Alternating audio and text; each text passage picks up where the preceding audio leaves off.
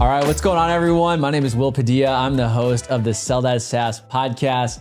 I hope you guys are crushing Q2 or Q3 by the time this episode drops. I got a returning guest who you guys know and love, especially if you're on TikTok. This is his fourth time on the podcast, Mr. Sharriff Dyer. Thank you, bro, for having me on. I'm glad. 4 times. We always have really good content, a good conversation. I'm excited to be here again. We've out in Scottsdale, beautiful location, beautiful backdrop. So good vibes, bro. Yeah, bro. I feel like every time you're on the podcast, people are like, hey, you know, he's a returning guest. You're almost part of the brand at this point, dude. Yeah. And so I just love having you on, love chatting about software sales and the fact that we both understand TikTok. We were just talking about that. Like, you know, you're at like 92,000 followers on TikTok. Yeah. Growing fast. See you pushing 100K soon, please. 100K is coming, dude. Yeah. It's definitely coming. I see you're grinding. It's that consistency. And yeah, bro, would love to just know like what's new. Like the audience maybe hasn't heard from you in probably 4 or 5 episodes. So what's new? What's up in Sharriff's world? So recently we hit 200 members in our community where we help people get in tech. Not only do we send out daily applications every day until you get hired for all the members in our community, but so much so that we had to lock the group. And now we're actually prepping for a new launch. If you haven't heard of the digital Nomad, he's one of the biggest creators on TikTok right now, YouTube, Instagram, that's actually showcasing in real time the lifestyle of working remote with a US based salary, but living in countries like Mexico, living in Colombia, in the Philippines, in Thailand, where the US dollar actually goes so much further. Literally, if you had one of these entry-level SDR, sales development representative tech roles, and maybe you're pulling in on-target earnings of like 80K a year, dude, you hop on a flight, he calls it passport bros, you guys have seen it, to one of these other countries, and immediately you're a millionaire. Your status, through the roof. So we're actually merging, and we're gonna be launching some really, really cool content to break down how you could go from no experience. We actually had one of our members, Yuri. In 28 days, he was working in a warehouse, and now we got him hired, 75K OTE. But he's just one of the examples. We've got Michael, we've got James, we've got a bunch of guys who, some of them are even like living digital nomad, same way, Mexico, other countries. So yeah, within 30 days to 6 months, you could go from no experience to living in another country and technically being a millionaire. Dude, I've heard a lot about people doing this, and I'm definitely interested. And I want to hear more about that. I actually, because you're doing this merger with Digital Nomad, who I've definitely seen on my For You page, over 500K followers on TikTok, really doing great things. You and I collab. You collab with a lot of other creators. I collab with other creators. How important do you feel like collaborating with other content creators is right now for your brand? I feel like it's essential. I wouldn't say just for my brand. I would say for anyone who's building their own brand, you should always be collaborating, networking. One, because I feel like it gives you new energy and new perspective. A lot of times creators will talk about burnout or just getting tired of making the same old content. And I think that's where we're going to the next stage. I mean, I even look at Mr. Beast videos. He's doing videos on a large scale with every single streamer, every YouTuber that you can name. And right now we're in an attention economy. So the more collaboration, the better. I think it's essential. Okay. I mean, I'm in 100% agreement. I like collaborating with good people who actually understand content and who also promote like how you and I do when we do a video. You know, hey, I'm gonna tag Sharriff, he's gonna tag me. We cross-pollinate our followers. You gain them, I gain your followers. It's a win-win situation. And people actually like our brands because they mix well. And same thing with other creators we've collabed with, Morgan, Tom, there's so many others out there as well. Vin, you know, the content does really well.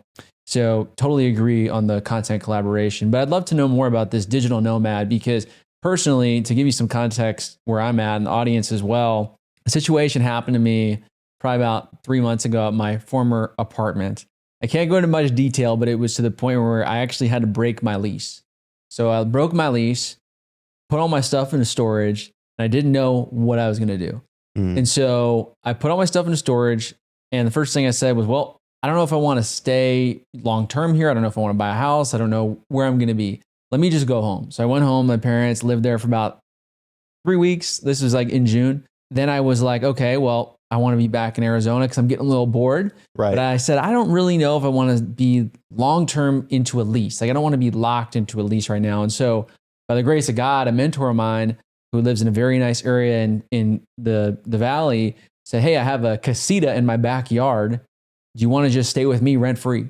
So that's where I'm staying right now. So I'm literally, even though I'm in Scottsdale, I have a little bit of that digital nomad vibe going on where I'm not paying rent and I'm not living at home and I'm living in a beautiful area. Now, by the grace of God, that is very awesome for me. I'm grateful. Understand that can't last forever. There's got to be a time limit on how long I don't want to overstay my welcome. Yeah. But I am starting to be more turned on to this idea of not being locked into a specific place or a lease and being able to live other countries. Like what's your take on this whole digital nomad thing for specifically people in tech? I mean, I think if you're in tech, that's the best industry to be in to actually be a digital nomad. The best part about it is that you're bringing in US dollars to another country where the US dollar is valued so much more. So for an example, in the Philippines, you can live for a year on $5,000 USD. That includes rent. That includes if you want to eat out every single day. That includes if you want to do a little bit of shopping. And even if you want to like have some extra money, like just set aside.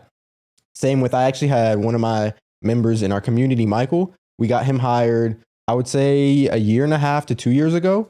And he literally was working as a waiter. He actually was job stacking, a couple remote jobs, maybe for 6 months. And he had moved to Mexico. And literally just within those 6 months, he had saved a year's worth of his expenses. It just gives you, a different type of lifestyle where I feel like in the US and the Western world, it's like a work, grind mentality. And you're just trading your time for money just to maybe be paycheck to paycheck. Maybe you save an extra $1,000, save a little bit. But yeah, in other countries, the entire culture is different and your money goes so much further. Dude, don't you feel like that's the lie of the Matrix that they sell you is like, get a really expensive apartment, buy a house that's way more than you can afford, get a really fancy car, go out all like just spend. Yeah, consumerism. To the point where you cannot quit a job. You are locked. Yeah. You have zero freedom. And I feel, and that they say specifically, I'm talking about the Matrix more as like society says, you have to have this W-2 job. Don't ever dare break out and be a CEO or an entrepreneur. Like, no, that's not part of the plan.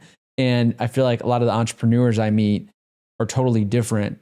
In their spending habits, the way they view the world, the way they have more freedom. It's just crazy to me. And that brought up, I was just thinking that I feel like society has sold this lie that you need more, and people fall into it.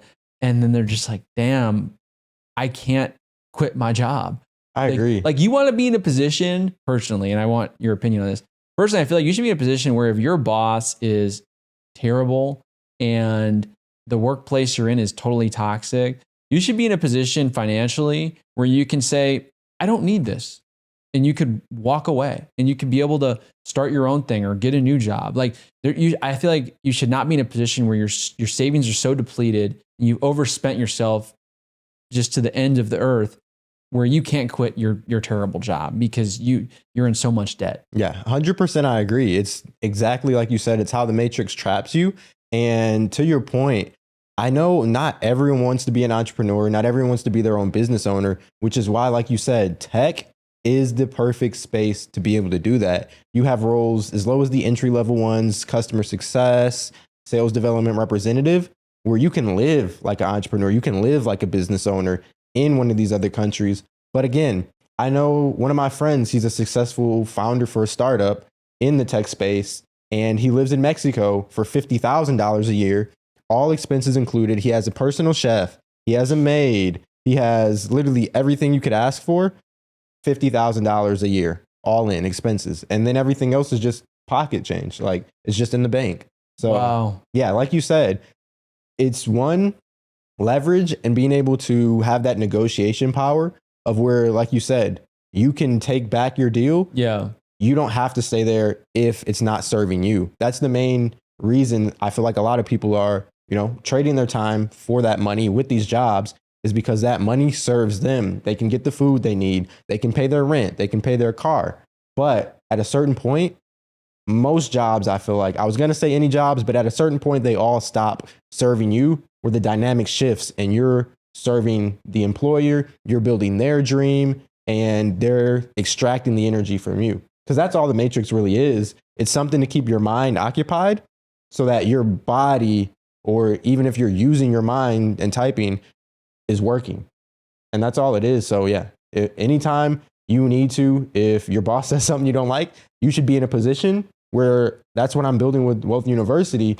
All of our students are building up those interview skills. Even myself, I've been in tech for 3 years. If you've seen my page, you know I'm always interviewing, even though I work in tech. I love the videos. Yeah, everyone loves them. Like, they do good. Yeah, I know. I told you earlier on the way up here, like, I've got to do some more day in the life videos because people are like, bro, you've been interviewing for a year. Do you even work? Which they don't know. I run a business. I have a role in sales, in tech. But yeah, once you build those skills up, you've got so much leverage. My last role, bro, they were micromanaging. It was a good company. I was there for maybe 6-7 months, but they added a daily morning check-in meeting.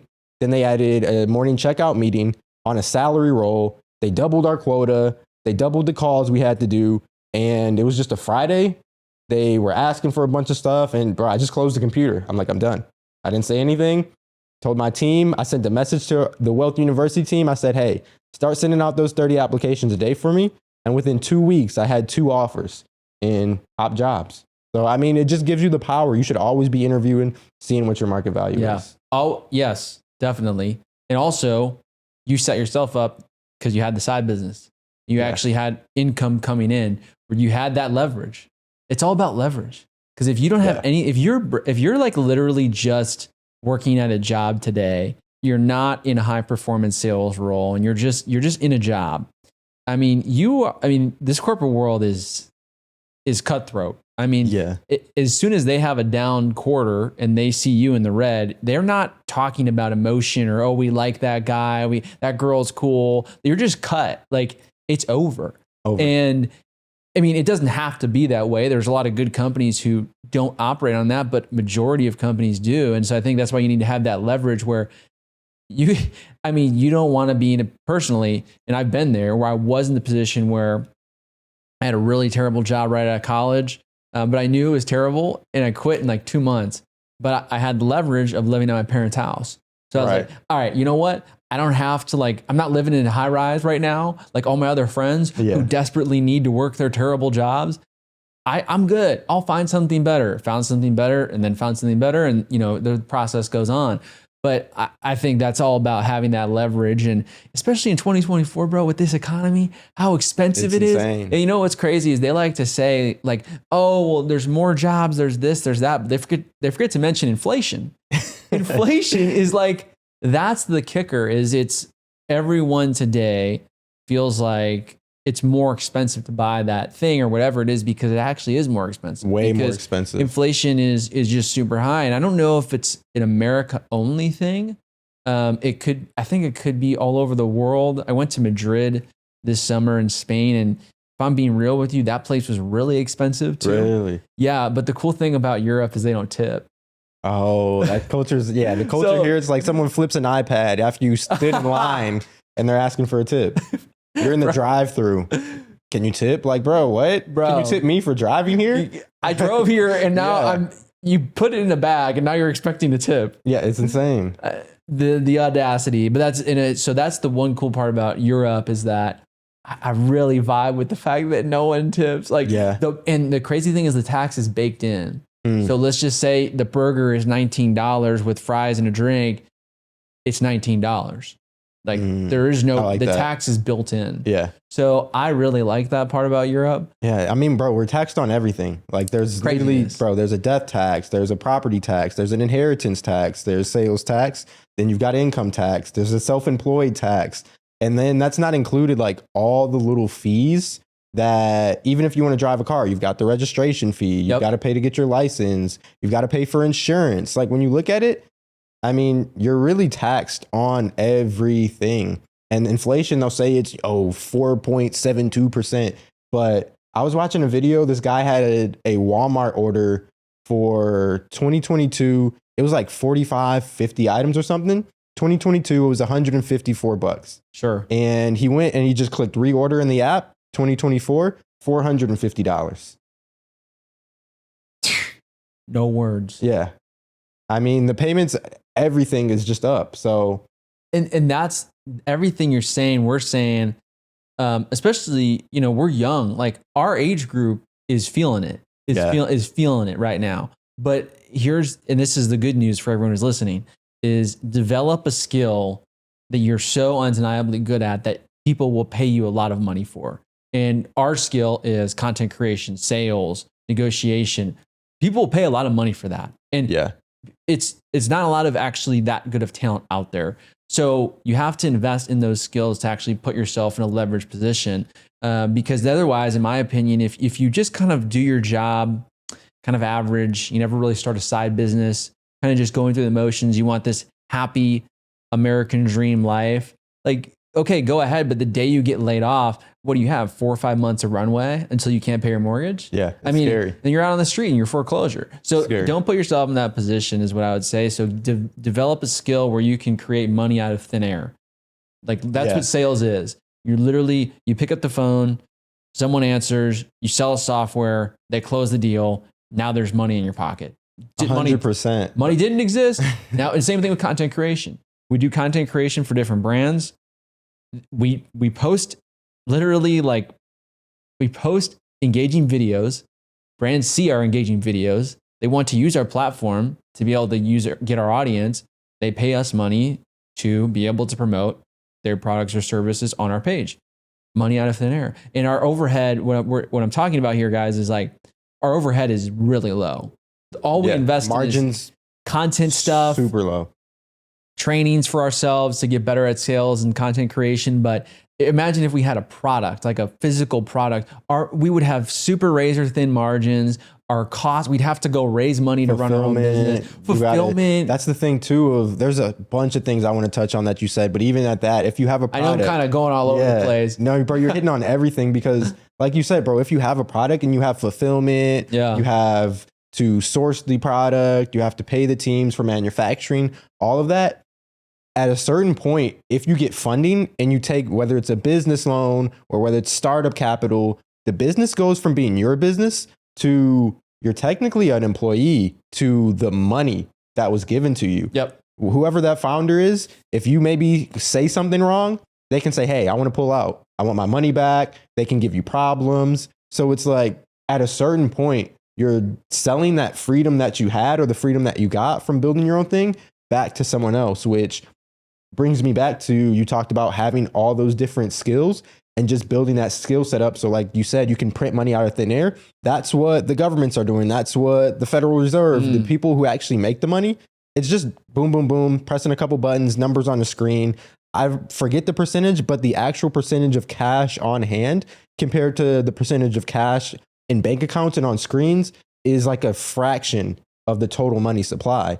So I call it yapping. It's like if you just talk and yap as a skill and you start learning the sales skill set, you start learning the communication, active listening, and asking really good questions based on how you're talking and how someone else is talking. That's when, like you said, you can print the money out of thin air. But I feel like the problem most people have, which I even had it when I first started my business and career endeavors, is picking one skill and sticking to it. You can't actually get good at something to where you get that value. So you can go ask a brand and say, hey, this is, my bundle of work. This is how much I want to charge. And this is what I'm expecting. Otherwise, I don't want to do the deal. True. Until you focused on one skill for multiple years and you've done the really hard work, the work that sucks, the days when you don't feel like it, the days when no one's watching. And for me, myself, I'll still have videos flop, but I just post. And I always tell myself, post and forget about it. You're just working on the skill. One day, you never know what video. And it's the videos that you don't even think are going to pop, or the ones you don't put that much work into sometimes that just pop. They go viral. You get paid from it, but it's just picking one skill and not chasing the girl in the red dress. Like in the Matrix, you see a new opportunity. Oh, bro, everyone's drop shipping. Boom. You get into drop shipping. You get really deep into it, but then you figure out we're in a bull run. you dive super deep into crypto, and then maybe you blow your account. And then from there, what do you go to next? Ouch. Another opportunity. It's happened to me. I feel like it happens to everyone. It does. But yeah, I've always focused on sales and content creation The as shiny my number thing. one skills. Yeah. That shiny thing that hovers over and you're like, that looks really good. Everyone, I don't care who you are, has fell for the shiny thing. I mean, I have in my, Same. totally, where someone's like, hey, we'll give you this much money to do this. I'm like, okay. And I'm like, what the hell did I just get into? And so, but it's funny, you mentioned the views thing. I was trying some new content mix on my TikTok, and one of the videos I did, I was trying to be a little bit more scripted and more kind of direct to the camera. I had a script up and I posted the video. It totally flopped. Like it had maybe 600 views, which is extremely low. And someone commented, LOL, you with 500 views. And I commented back and I said, not every video is going to be a hit. And then 2 videos later, the construction videos at 200,000 views. And it's like, and that's just the reality of being a content creator, is like not looking at the number, but just pushing past. Oh, 100%. Okay. What I tried there got me 600 views. That clearly doesn't work. Let's try something new. And then you're always testing new things. But if most people, I feel like, look at the 600 views and they say, I'm done. I'm not creating anymore. They're like, yeah, I can't do it. No, the crazy thing about that is like, usually on TikTok, say you get 600 views, that means at least you got like 60 to 100 likes on the post. If you really think about it and you're sitting in an empty room and you're say you're like on a stage and you're talking to people in that empty room and you line up and you fill the room up with 100 people who like what you're talking about. And then maybe you fill that room up with just 600 people who are walking by and they just get a little glimpse, they hear you. That's a lot of people. It's a good way to put it. Yeah, that's a lot of people. But I mean, when I look at it like that, I'll get a couple views on a video and it's like, bro, that's still real people. Yep. I don't know. That's how I look at it. Like when you really break it down in different scenarios, that's a lot of people. You can't be upset. When could you ever in the history of human time for free get that many people to hear what you're talking about? Bro, we could go on and on about that. Like it's just everything. We could just go on and on about content, so much other stuff. But that's why we do it, right? We do it we give value, and then we get rewarded by brands wanting to work with us to promote their brand and use our audience. And it's a win-win situation. It's great, man. I love it. I'm curious. This is more so just a personal question. We're talking about the economy. We're talking about digital nomad. I'd love your opinion, trying to stay away from like political parties here or anything like that, but just, what do you feel like, what's your future in terms of living in America long term? Do you see yourself always living in America, or do you see yourself moving elsewhere? Yeah, I definitely see myself moving elsewhere. Recently, I had a condo in Michigan. My wife and I, we sold our condo and moved to an apartment down here out in Phoenix. So one, that just gives us more flexibility. Yeah. But I see, and what I would recommend most people is, it's definitely tough to try and envision yourself living in these other countries. So the plan that we're going to take is, maybe we're here for the next 3 to 6 months, but we set up our apartment. Maybe we set a storage unit up so that we can put our apartment, say, on Airbnb, and then have like the important stuff in a storage unit so that then we can go travel. And actually, I feel like you at least need a month or so in all these other countries to be able to figure out if it's a place you actually want to live, meet people, see how you enjoy the energy there. Yeah. So that's what I would say, like over the next few years, I definitely see traveling in different countries, possibly finding another one. And then, maybe we'll have a home base here. Sure. Maybe, a place in Michigan, God willing. And then definitely like being able to just travel in all these other countries and, be able to be a digital nomad, stay in another country. Sure. Because, bro, like you said, even with what we've seen with different attempts to take people's lives, we've seen the hyperinflation. You just never know what you don't know. So it's really tough to be able to plan in such a like dynamic, always changing, fast-paced environment. So to do that, you just have to give yourself as many options as possible. I feel like that's the best way to prepare. I'm in the same boat, and I feel like we don't know what's to come. So why set yourself up in a situation that allows you not to be flexible in location? You just said it right there. If you're going to be a digital nomad, definitely go explore. But I think, because I love, like, I know America, we have problems for sure. But I love America. I always think I will be in America.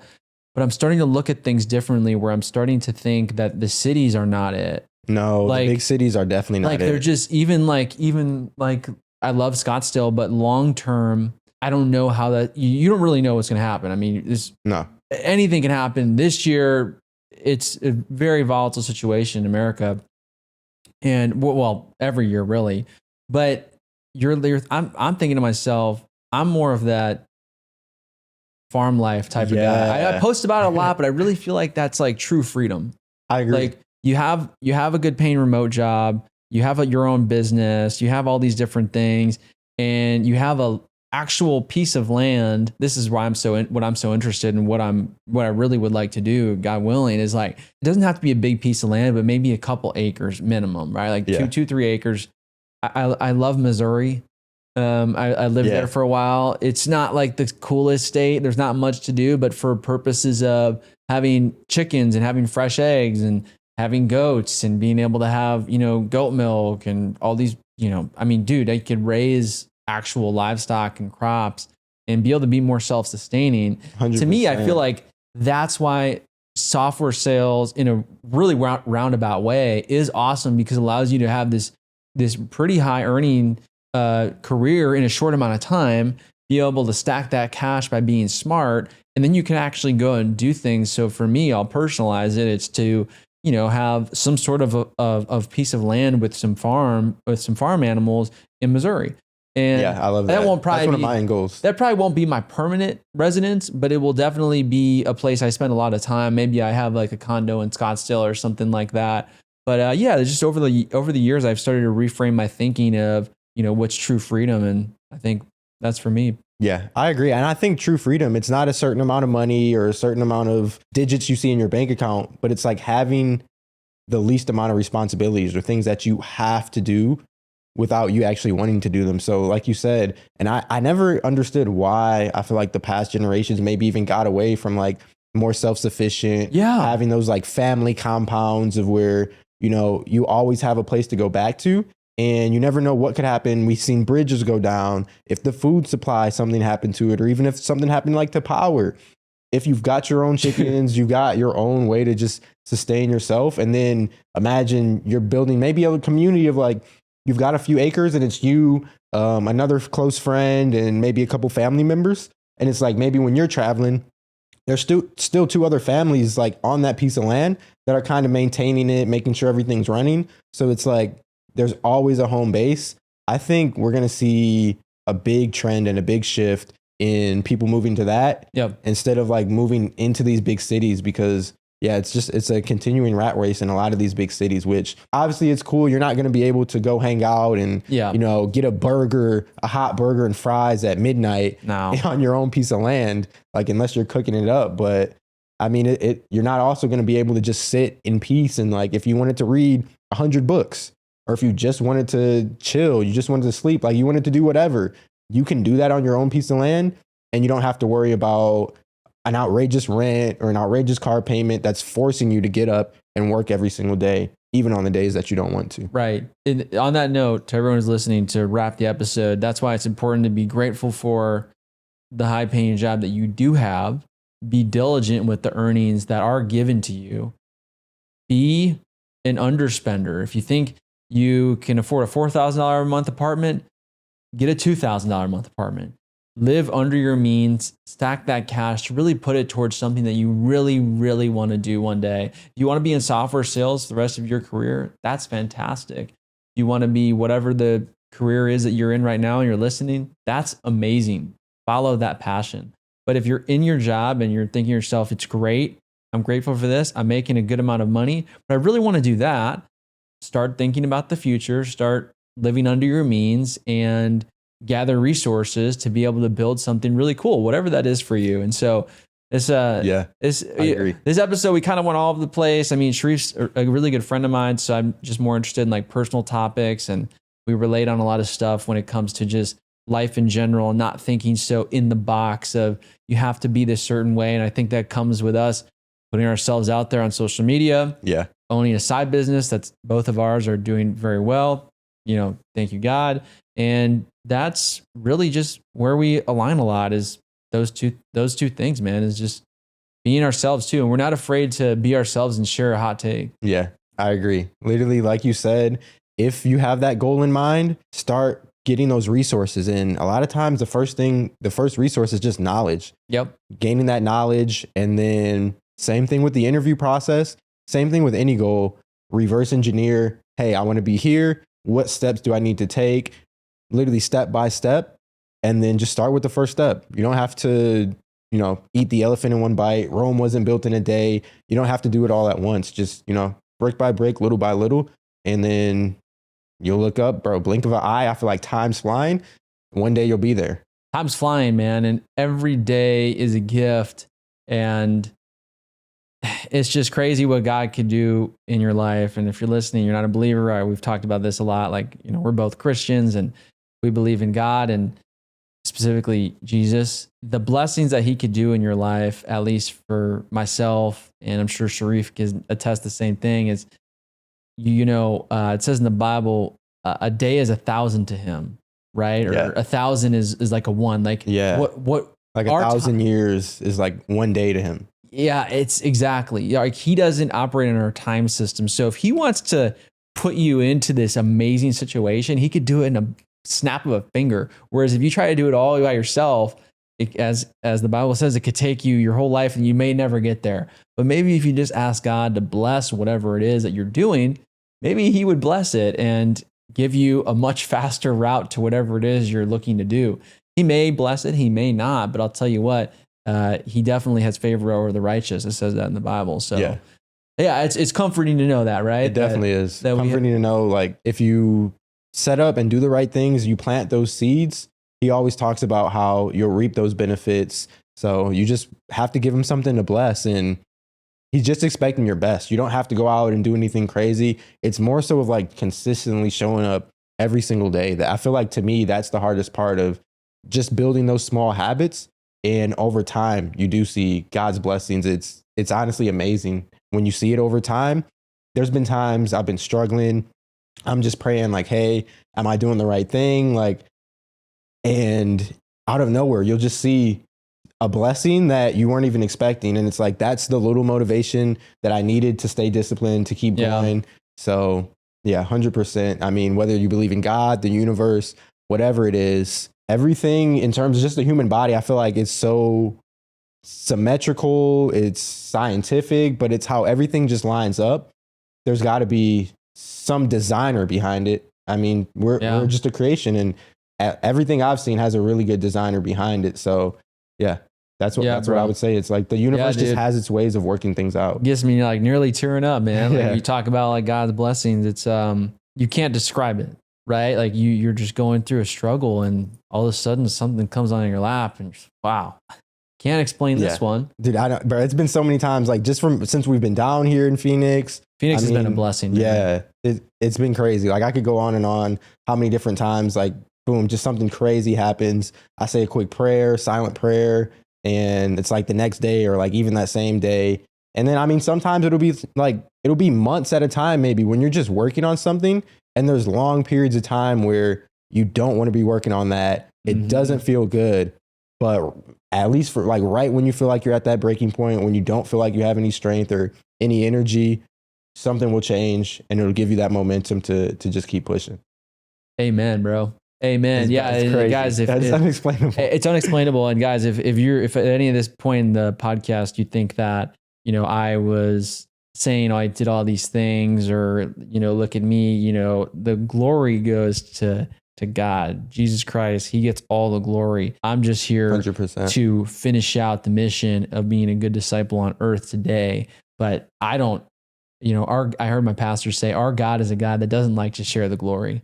So when you get up there and you win, like if your business blows up and you're at 200, maybe you go to 2,000 members, right? Like God can snap that finger, and what he's looking for is basically for you to say, thank you, God, all glory to you. This wasn't my own doing. And I think too many people, my pastor shared a good message about when you give the glory to God, he acts like he's basically saying, okay, he gave you something small. Now we can trust you with something big. Yeah. And when he gives you something small and you're like, oh, that was all me, and there's no glory given, you are surely, I don't think you're not on a good path when you're all about you and you're all about, I'm the best.